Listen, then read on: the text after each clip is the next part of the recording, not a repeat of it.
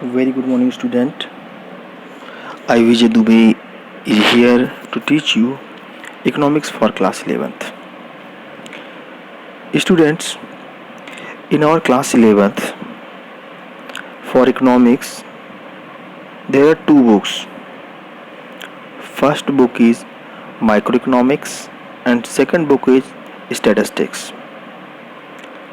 We will start our first video with first book, that is microeconomics.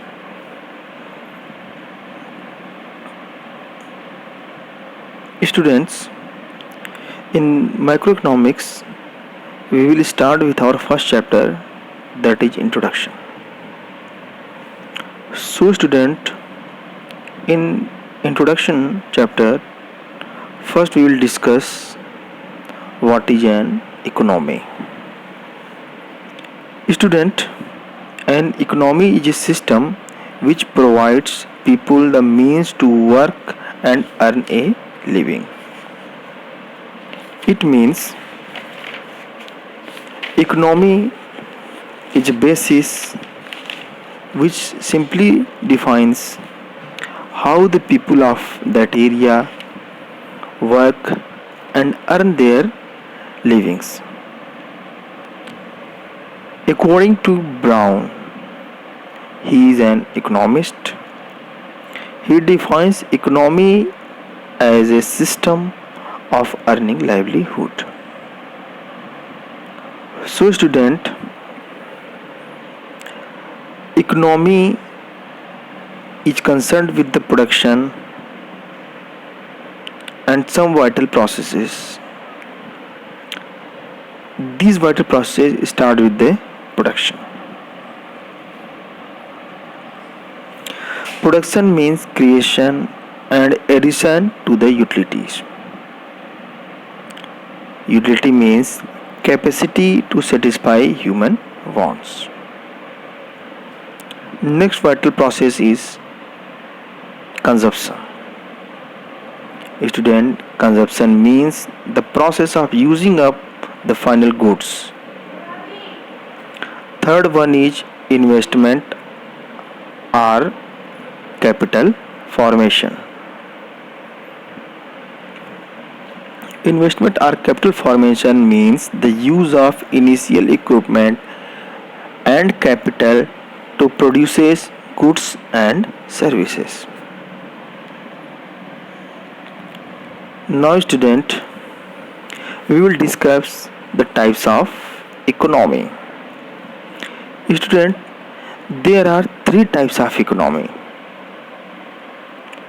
and these types were discussed in the given table. Our first economy is socialist or controlled or centrally planned economy. Student, these are the economies where the economic activities are firmly controlled by the government or some central authority. It means here the economic decisions are driven by the motive of social welfare and the consumer is not sovereign. Sovereign means supreme power. And student, the most resources are controlled by the government in this type of economy. So public sector dominates the economic activity. Some examples related to the centrally planned economy are China, Russia and North Korea.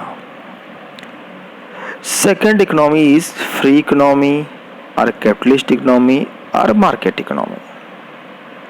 Student, these are the economies where the economic activities are controlled by the market forces.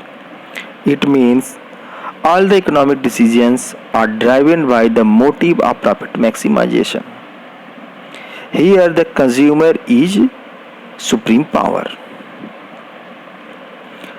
The most resources are controlled by the people and the market determines the prices of the goods and services. In market economy, system. Here the private sector dominates the economic activities. Some examples of the free economy or market economy systems are USA and UK. Our third economy is mixed economy. These are the economies where the economic activities are governed by the free play of market forces but are regulated by the government. It means all the economic decisions are driven by the motive of both profit maximization and social welfare. Here the consumer is sovereign. However, public distribution system ensures the supply of essential goods to the consumers. So, the resources are controlled both by the government as well as by the people. Here the prices are determined the market, but the government regulates or controls the prices of essential goods. So both public and private sector dominate the economic activities in mixed economy system. Some examples of the mixed economic system are India and Pakistan. Some more countries are there, but we will take only two. Now students, we will discuss why we study economics. It is the main reason in front of us why we study economics. So our answer is simply that economics is studies because it enables us to understand different aspects of the economy. Means economic help us to study and understand what are the aspects of the economy and how they fulfill our demand. Student, the main reason for the study of economics can be simplified to a single word, that is scarcity. Scarcity means scarcity refers to the limitation of supply in relation to demand for a commodity. Scarcity generates only when the demand is more than the resources supplied to the market. It means if the resources are limited, then its demand can be increased. In that situation, a scarcity is created. So students, today our topic is over. In next topic, we will discuss some more topics of the economics in introductory part. Thank you students.